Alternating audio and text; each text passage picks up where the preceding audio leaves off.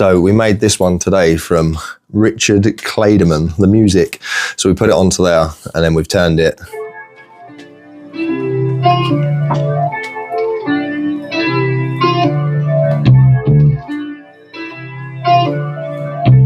You just wouldn't put him down as hip hop, would you? And that's sampled from the music of Richard Clayderman. And this is what we do. Then we take old music that people wouldn't normally listen to, and then you turn it into these, and then you have separate loops, and then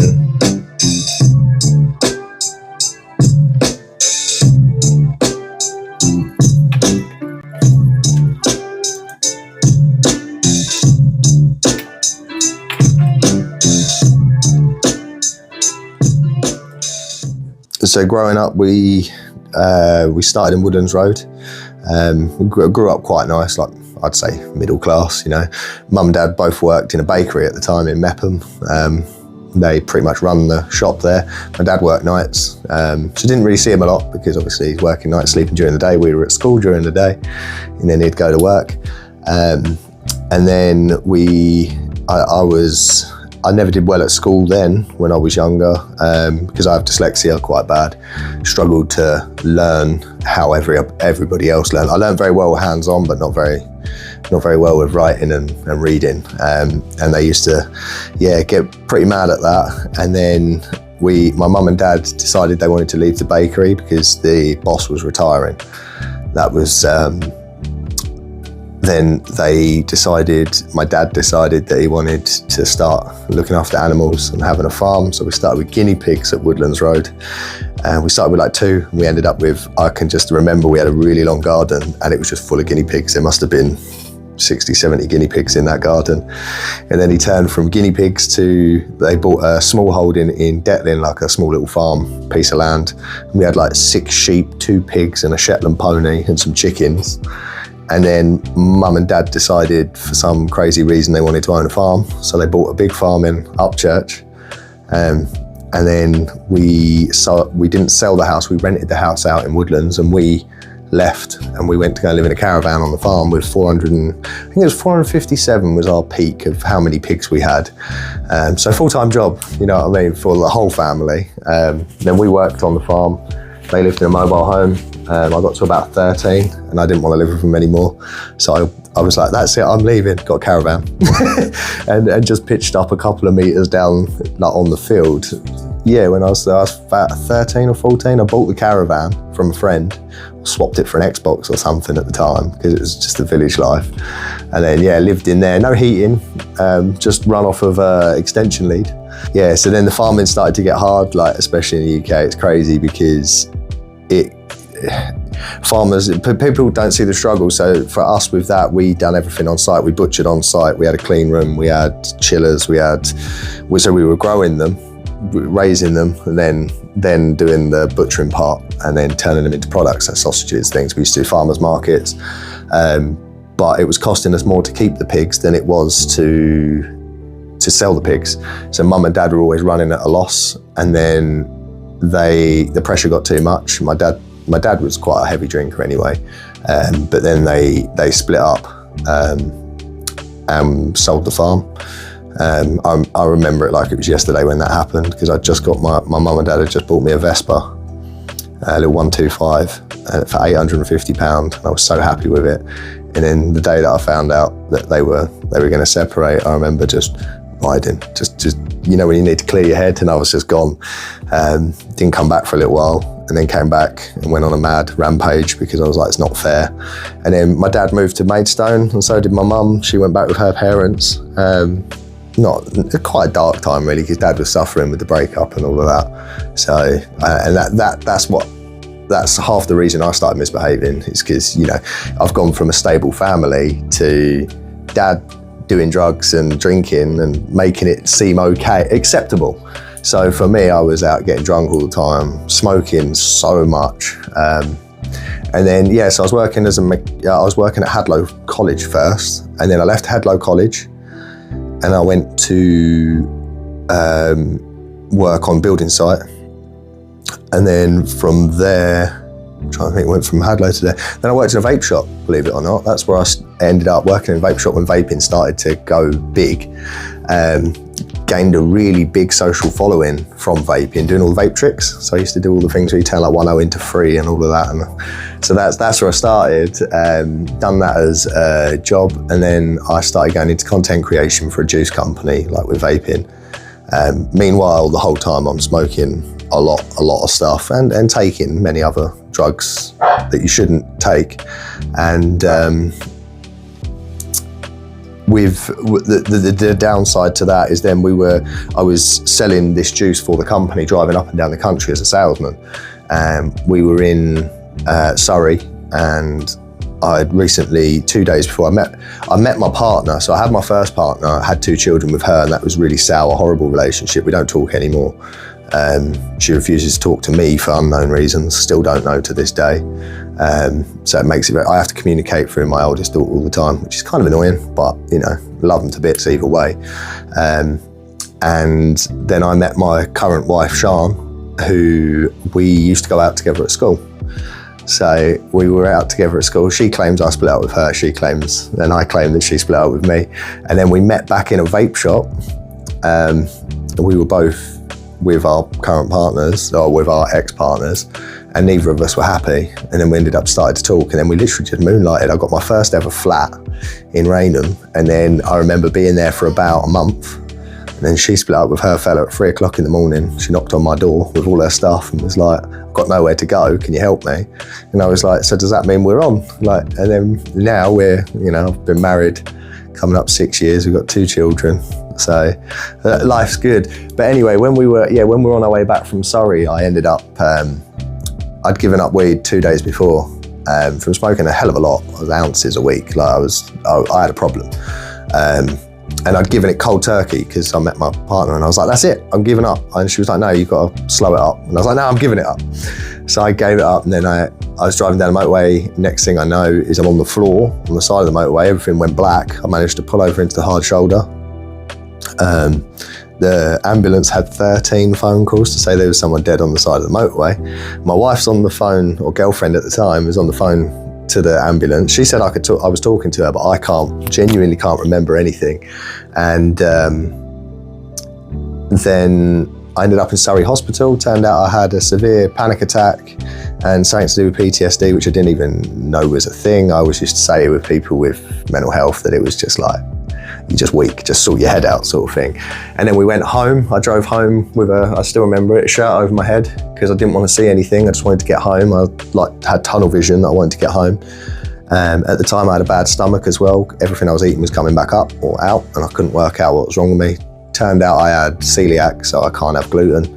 Didn't know that, so I'm trying to cut out cheese. I'm trying to cut out all of these different things. And then when we got home, basically from that day forward, I stopped smoking, and I don't drink, I don't smoke, I don't do anything bad anymore, but I suffer with agoraphobia now, so I can't leave the house.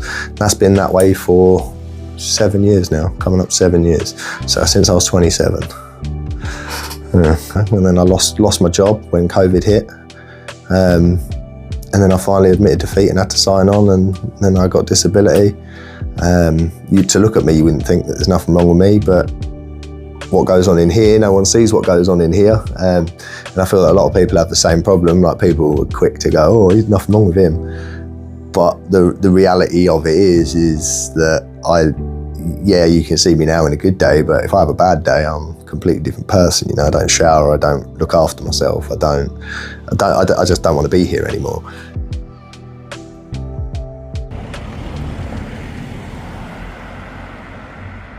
So this is what I like to call is this is the ultimate lazy dog, because I have never seen anyone so determined to not go for a walk. Hey, Stan, come on. Come on, Chunky. Oh, you're getting fat. Oh, you're getting fat. Come on in. Come on. It's a struggle for him to even get down the stairs because he's so bloody wide. Come on. Come on, we're going for a walk. You're not getting out of it. Nice try, brother. Let's go. Coming in. We got the keys? Yeah, we got the keys. Come on. He's so funny, man. He creases me up. Look, we're out now. Good thing is, as well, is he won't poo when we're out. He'll only do it in the garden. It's quite easy, isn't ya? No, that's not your house. We're not going to continue pretending every house is your house.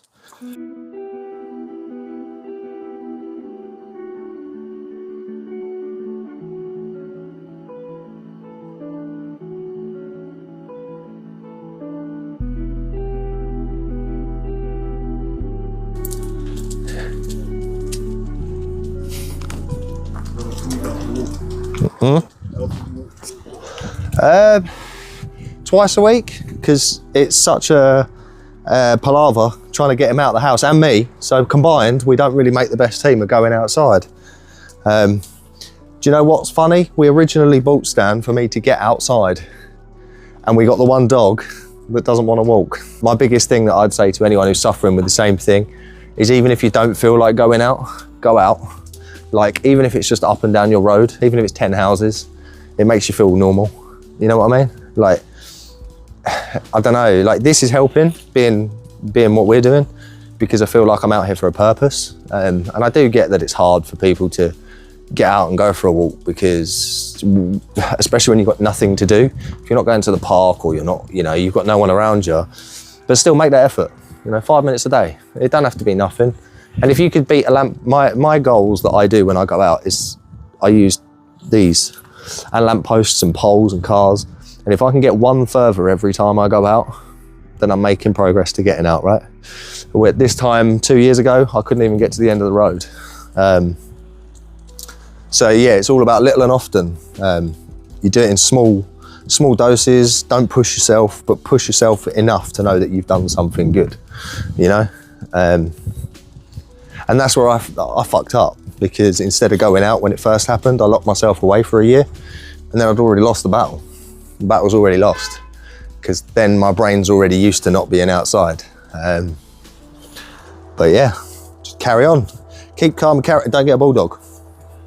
That's my biggest tip. Go and get yourself a border collie or something that needs walking. He's already tired. And now I've reached my limit of where I go down here. He's like my support dog, man. He's with me all the time. So when he gets the ump with me, I feel like when you've had a fallout with a missus, it's on the same level, and I feel sorry for him, and I'm like, I didn't mean to make you walk, but you just got to walk, haven't you? Look at him, pulling to get indoors. You just want to get in, didn't you? Oh, is that a no? Should we carry on then? You won't. This is home. None of these, I believe none of these, even this one, is not made with any samples. They're just made with, so we get the instruments that are like old school sounding instruments. Let's have a look what we got on here. So there's your drums. So they're just the instruments that we use. And these instruments go into these. Let's go into sound. So like this. Then you turn them into.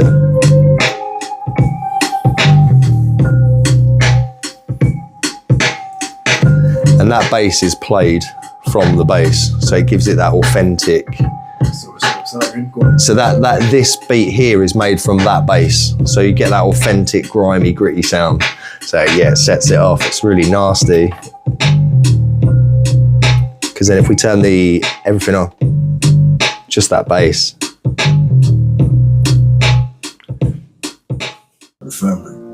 It affects the kids.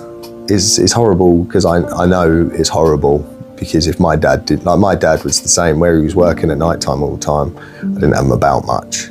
Not that he didn't care, because he was just busy working, but I get the same kind of vibe. The kids want me to go to the park, the kids want me to go to Fun Drum, or to these, you know, like these fun places they go to. And even my little girl, she goes to school and says, Dad doesn't come out. And that kills me, because, you know, I'm alpha male, or whatever you want to say. I like to think that I'm, you know, look after myself. But it affects other people more than it affects me because I've become used to it.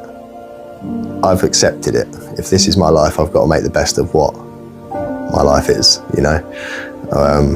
So yeah, and my wife, it's got to be hard because people either think I'm in prison or dead because no one knows of me. Unless we're close friends and they come round here, no one knows she's married. She wears a ring, but they don't see me. So yeah, it's pretty hard, yeah. Yeah, mentally as well, it's pretty hard.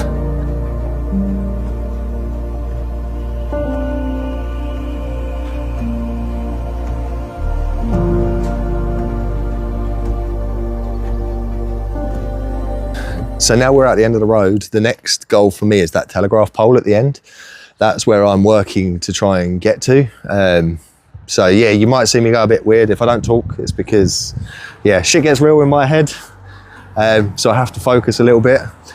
And if at any point I do turn out that I turn around and run away, I'm not running away. I need to get near my road again. It's crazy how it works. But there's something, it's just something crazy, isn't it? It's just fucking different. Like most people have phobias, right? People are scared of spiders or snakes or whatever. There you go. See, like now I've seen a group of people, it's game over for me. So now we're going to walk back this way. Because as soon as mate. So like now I'm like, yeah, I get all like, can't even talk properly. I'd rather show people what it's like than people make believe and go, oh, okay, he's just, you know, putting it on or whatever. But yeah, there's a group of people and that's it, fucks me up. So we'll get there. It's just small steps, isn't it? You got to push yourself.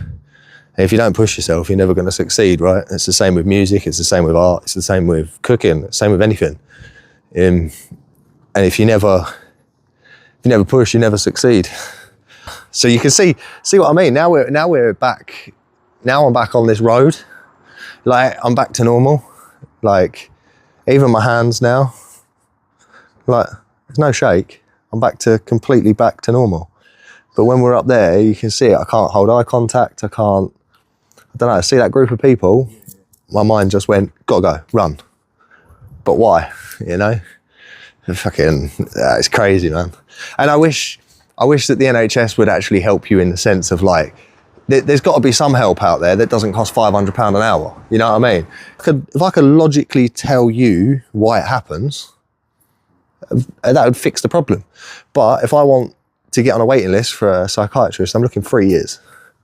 So that's 3 years of more damage before I get fixed. So that's 3 years of more crap to fix when they could just give it to me now and I could be fixed and I could be contributing back to society in the sense of going on and working on a building site. I could be a mechanic, I could do my hairdressing, do any of them.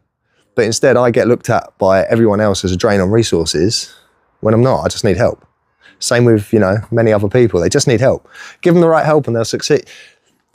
What is it? Give someone the right tools and they'll make you anything, yeah? And I got the wrong tools, so I can't make anything up here. And this is the hardest battle. If I had one leg, right? If we were out here and I had one leg and you pushed me around in a wheelchair, no one would think anything ill of me. But because of the way that I look and the way that you see me when we're talking, I seem normal, I seem fine, they automatically think nothing wrong with him. So never look at someone and just think they got it easy, because even the happiest people are sad, they just don't show it. Yeah, that's all made by myself, so no, so like this isn't sampled at all. This is just made from instruments that we use, like VSTs.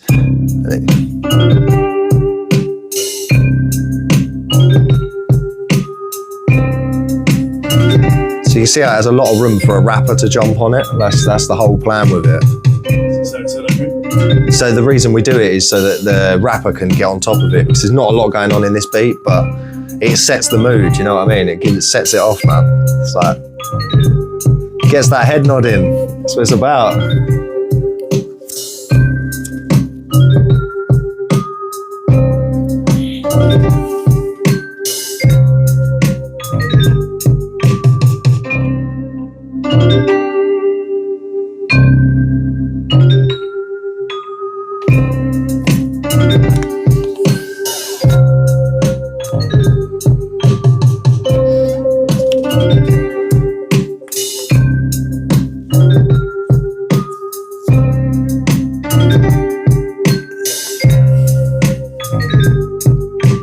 999 is a homage to Juice WRLD, because Juice WRLD used to say 999 is getting yourself out of the pits and working your way upstairs.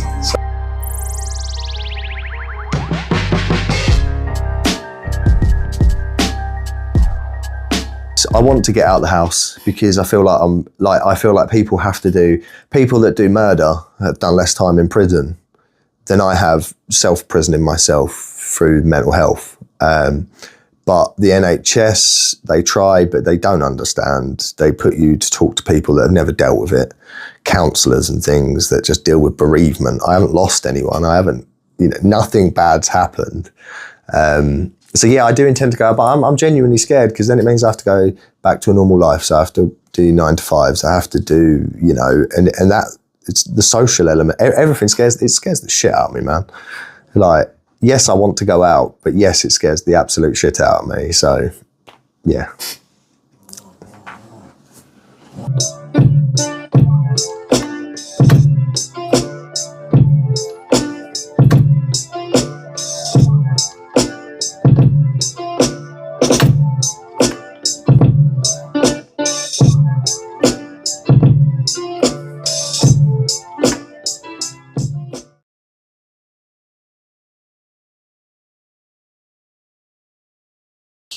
Because I'm very much old school, even though I'm only coming up 34, it's still, life's changed from when I was younger. Autism wasn't really spoken about, ADHD wasn't spoken. ADHD was a new thing, really. So to try and get diagnosed for it for a lot of people is bloody hard, because the government don't put enough funding into that kind of stuff. I'm still waiting to be diagnosed with my autism, but it's very apparent. Anything I pick up or do, I'm good at quickly, especially when it comes to hands-on kind of stuff, like music, creative. I can freestyle rap, I don't, but I can do so many things in life that a lot of people, like, I've been a builder, I've been a mechanic, I've been a farmer, I've done welding, I'm a qualified hairdresser. I've done my music to a level, I've done my drumming to a level, I've done art, I've done very well on social media with the vaping, with blowing the tricks. So I don't look at anything, especially autism, ADHD, ADD, any of these things that people get diagnosed with nowadays, look at it as a superpower, because that shit will make you, if you use it and you learn to harness it, you'll get far. Don't get me wrong, I lose a lot of friends because with the autism, you don't have a filter. So a spade's a spade, you know what I mean? If someone's an idiot, they're an idiot, and you're going to let them know that they're an idiot, which does get you in a lot of trouble. But I feel that a lot of these, especially youngsters nowadays, because we know about all these things now, whereas we didn't have a clue. Whereas now they know, take what you know and use it for good. Like, genuinely use, because I use mine for bad, I was constantly getting in trouble, like whether it was graffitiing or, falling off my bike, or fucking just caught, nicking things from a shop, or getting in a punch up or something, because I had all this like stuff that I want to do, and that's all because it's all in here. So yeah, but look at it as a superpower, man. Don't let it put you down. Make it build you up. It's got to be. I actually bless having it, and once it's confirmed that I have it, I'm gonna 100% go out of my way to tell these kids that do have it, use it to you are smarter than your average person. Now use it. Find something that you love and stick to it. If I was inside your head, yep, what would I be? So, how to describe agoraphobia is, so if I'm fine indoors, because this is my safe place. I would say with agoraphobia, people, so if you're in my head right now, you're in my house, I'm not in your house. So this is my safe place. This is where I have the rules. I tell people how it goes in here, and I can kick people out if I don't want them here. When I go outside, it's different. If me and you had a to-do, or even me and you didn't, we were talking about something and we didn't like it, there has to be give and take. So when I go out the house, the best way to describe it, there's invisible barriers, right? So if I walk up my road, I can personally get to the co-op, which is 3-minute walk, if less than that, and I can get to the corner shop at the top of the road, which is 2-minute walk. Anything past that there's like an invisible barrier in my head that I can't walk past it. If I walk past it, I start panicking. I get sweaty palms. My heart, I feel palpitations, get dry mouth. I feel genuinely like I'm gonna have a heart attack. That's the best way to describe it. I get the same symptoms, but without, it can't kill me. So it's not gonna hurt me, but in my head, you feel like that's it. You're gonna die, that's it. You need to go home. So if we were to get in a car now and you drove me somewhere, drop me off, the first thing I'd do is get very angry at you because I'm out of my house. And I would do anything to get in your car to get home. Just get me home. As soon as I come indoors, it's like someone wearing a weight vest. As soon as you get indoors, you take it off. I'm like, I'm at home. That's the best way to describe agoraphobia. Here's safe, out there's dangerous.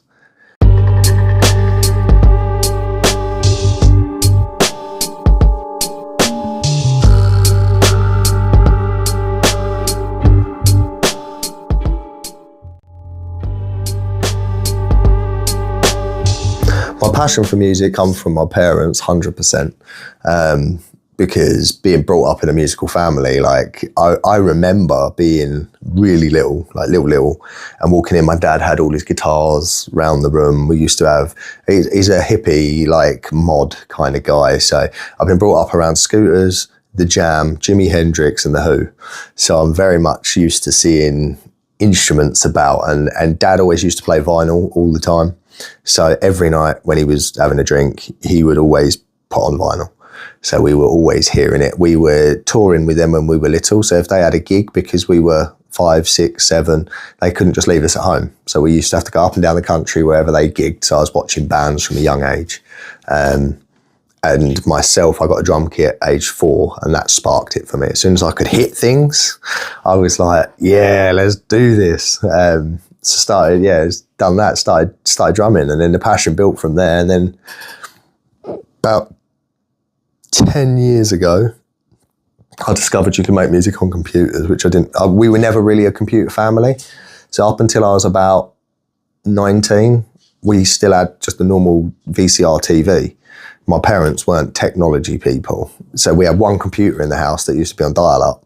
And if Dad was using it or whatever, you couldn't use it. So then I got an MP3 player. That's the one. When MP3 players come about, when they're like a USB stick, I got an MP3 player, and I used to love Blink-182. I was like well into my punk rock, and I got this MP3 player, and I used to rip music from LimeWire at the time, which is like, like downloading it where you shouldn't. And I filled this MP3 up, and when I used to go skateboarding, I just listened to music. So for me, even going out now with my anxiety, I have to have my ears in. If I have my headphones in and listening to music, it takes away my thought process of what's going on around me, because I tune into the music. So for me, I don't listen to music like you would listen to music, or a consumer listens to music. I listen to every individual element. So I'm like, I'll fixate on the drums or the tiny bit of saxophone or a guitar. And that's where I discovered the passion, that I was like, hang on a minute, I don't even listen to music in a normal way. Like, I'm picking parts out, you know what I mean? And then I just want to recreate them myself. That's where the music comes from, yeah. That's when you started getting into making beats. Yeah, well, I actually started off originally wanting to be a house producer. So I started making like a 4x4 house. I got bored of that pretty quickly, because for me, it's just boom, boom, boom, boom, boom, boom all the time. Recently got into drum and bass. I never released anything though. So I was always scared to release my own music because of what people would think. I started TikTok in July last year and thought, fuck it, let's do it. Let's release a song and see what people think. This stuff is what I'm known for. So that's myself. You don't actually inhale until right before you black out. There's two sides of Timmy there, I tell you. So I started playing these, and I was playing music, making beats live on TikTok. So like just doing these 1-minute videos of me making these beats. So I started with boom bap hip hop, and I've done that probably about 7 years. But then I had this mad moment where I was like, I'm gonna do drum and bass. So I released 2 drum and bass songs that I'd say they've done all right, considering I didn't advertise them. They got to 1,000 monthly listeners, and my whole TikTok was built up around that. I've gained like 4,000 followers in a short amount of time. And then I upset everyone because I turned around and said, I'm going back to boom bap hip hop. I love it too much that I can't. The drum and bass become annoying. Same with the house. It's like boom, boom, boom, boom, boom, boom, boom. I like that. I like vintage because I've been brought up around instruments. I like to be able to play the guitar, play the bass. I want to get a drum kit so I can play the drums. Like, yeah, and that's where I'm at now. Now I do it pretty much, like, I don't do it full time in the sense of making a living, because obviously I'm not in a position where I am helped by the government.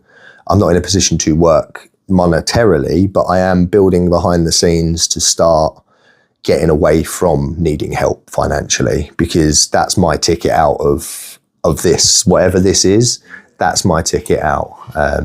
So I'm starting to, I teach people for free at the minute. That's what I do. I teach people and I give away my music for free just to get myself out there and get people to know who I am. But yeah, that's where we're at. That's music. And music's freedom, man. I tell you what, when I put on a vinyl and then I start chopping something up, my anxiety's gone. Don't have agoraphobia. You could put me on a plane and I'd carry on doing it. Takes me to a place, yeah, and whatever that place is my happy place. And when I'm making music, I don't care what's going on around me. My headphones are on, I'm in my own little world, bye-bye world. I'm going to my happy place. So yeah, I use it as my anti-anxiety tool. You ask my wife, if I'm downstairs and I start feeling anxious, I'll just disappear and no one knows where I'm gone. I'm up here, I'm making music. It brings me back down to a normal level. Whereas smoking weed used to do that for me. So that's what it did. It blinkered me. When I went out, I couldn't see anything. I was so stoned. I was just like happy. I didn't really care. Debt didn't bother me. Bad things didn't bother me because I was just so fucking whatever, man. Like peace and love. Whereas now this has genuinely become my drug. Music is now my drug. So, and I will, like I said to you before, and like I've said to you guys, like, yeah, with my autism, I'm going to turn this, you will hear of me. In the next 5 years, I will have a nice little plaque on that wall with my platinum record, 100%. Like, I have no doubt about that.